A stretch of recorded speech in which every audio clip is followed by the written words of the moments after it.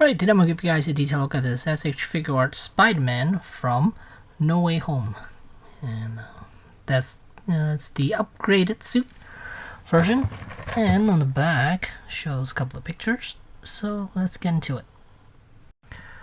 Alright, and here we have Spider-Man outside of packaging. And let's go over accessories first. Comes with 2 sets of eyes. And there's a webbing right here. It's kind of hard to see. And then there are 2 longer type of webbing for the wrist. And then here are 2 shorter ones also for the wrist. And then here's a peg for the back. So if you have a Tamashi base, you could attach that onto his backside and attach the figure onto the base.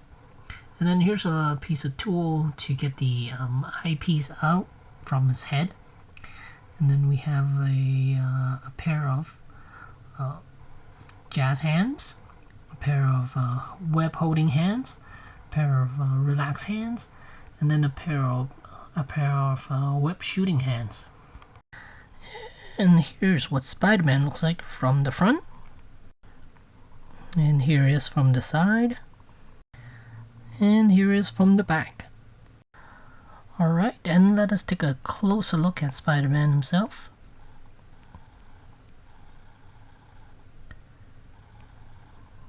Personally, I think the figure is nice. It's there are improvements made to this figure, but I've heard people mention that it's not accurate. But to me, it's not that big of a deal. I'm never a movie accurate person. As long as it looks decent, I'm okay with it. One thing, the main thing I think a lot of people will notice is the waist section. The belt-like shape. It's not supposed to aim pointy downwards like that. I think it's just run across the waist. It shouldn't point straight down to his crotch like that. But I do like the webbing and the grooves. There's the Spider-Man emblem. And I think proportion-wise, someone said he has a female body, which I don't agree with, because I think with a female body, you would have bigger breasts and also a skinnier waist and then bigger hips. But to me, I think it looks like a skinny person. So as far as articulation, the new thing they added is the hinge joint right here, which allows his head to move really high up now. Look at that, it's like a 90-degree look top. So that's nice. And then if you remove this, you can see it has this thing here. And then in here, under the head, you see 2 sockets down there, 2 dots, 2 black dots. That's where you poke out the eyes with it. And then, yeah, so I really like this joint here. Great addition to it. And then base of the neck, there's another ball joint. So range of motion, really high. Yeah. And then it has a butterfly joint. And it looks like it is on a ball joint. This butterfly joint here, it's on a ball joint. And then there's ball hinge shoulders. It is a little bit on the stiff side, which I don't mind, but it also limits its range of motion quite a bit, actually. No, not because it's stiff, but it is the way they, I think the way they designed it.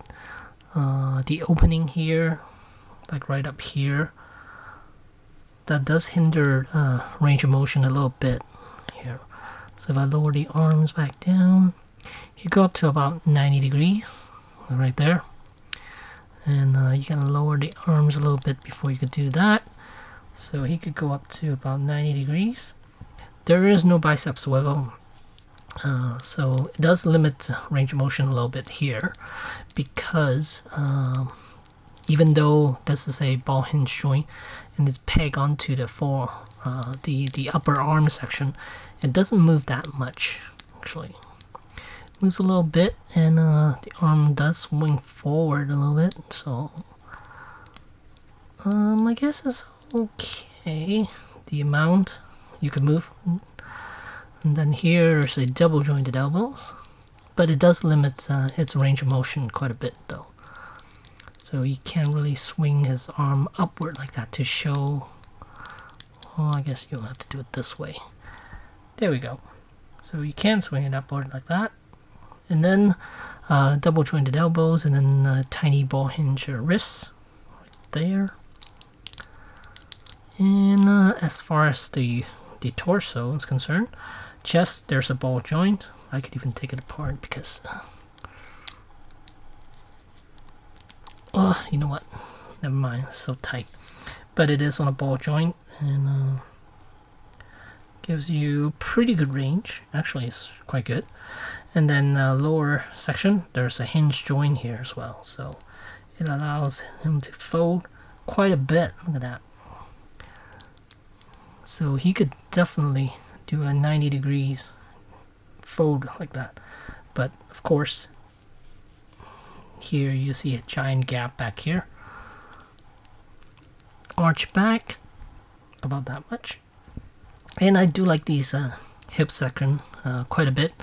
Instead of using ball joint, they're using those T-joints now, which I like.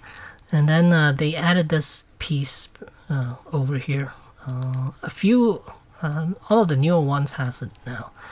Even the Dragon Ball stuff, they have this plate that wraps around, which hides the articulation point quite a bit, which I like. And then so you can swing outward, then in, up and down, so full range, no problem. And then thigh does have a swivel joint right here.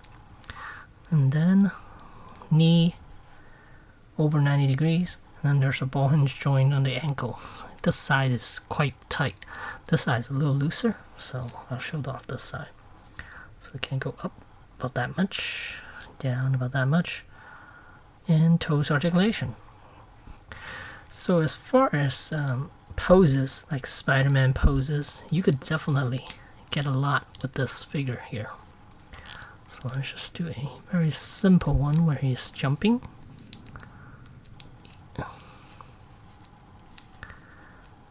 So kind of like that. Look at that. And yeah, I really like the articulation that they added, especially the neck section. Now he can look straight up while he's hunched over, do those crazy Spider-Man poses. And let's do a web swinging one, kind of like that, and then swing his body over a little bit. It is quite tight though. Honestly, I like tight joints, but I'm just worried that I'm not turning it properly. If I don't turn it properly, I might end up breaking it. So let's say he's doing a web shooting. Let's just pretend he has the web shooting hand on. Then there.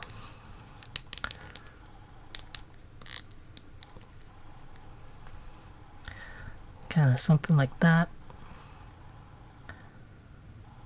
So yeah, I think this one is by far the best articulated Spider-Man we have gotten from SHF. And here I got Spider-Man in the landing pose right there. Really nice.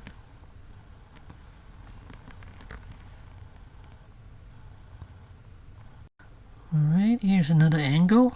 I turned the head a little bit just so it doesn't look so broken at the neck.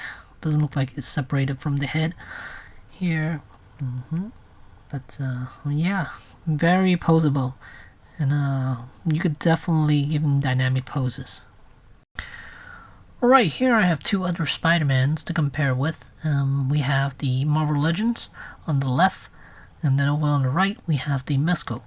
And the Mezco one, of course, has a actual fabric outfit throughout, so you can't see any of the joints, which is nice. I do like this a lot.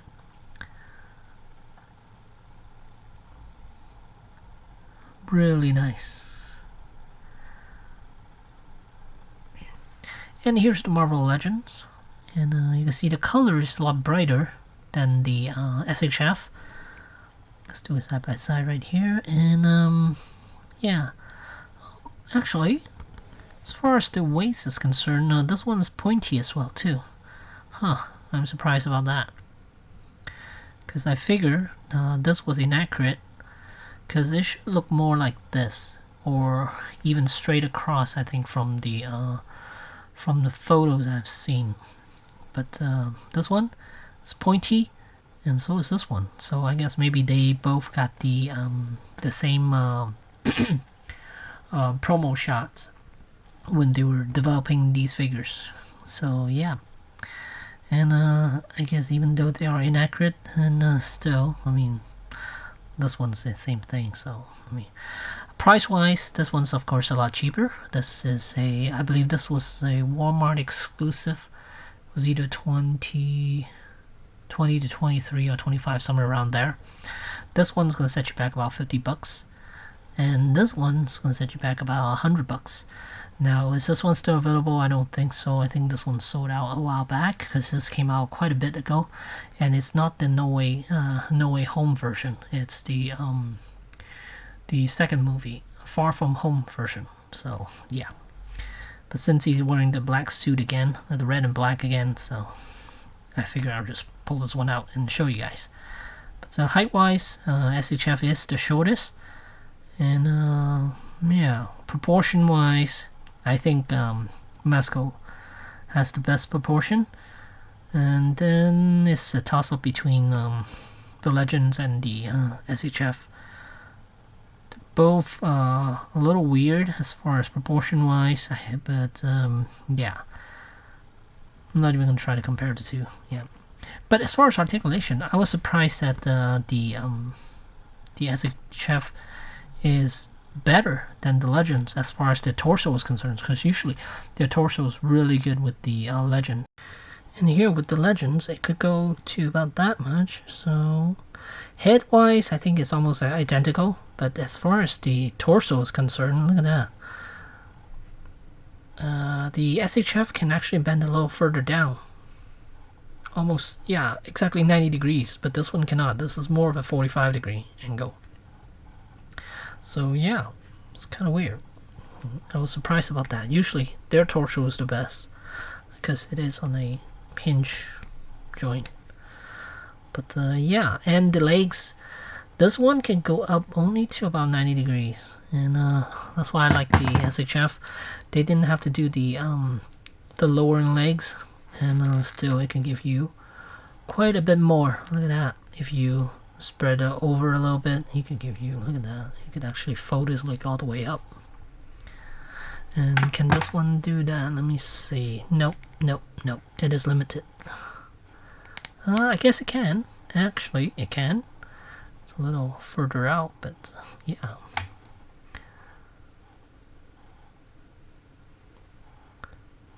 Yeah, I guess they both could do that.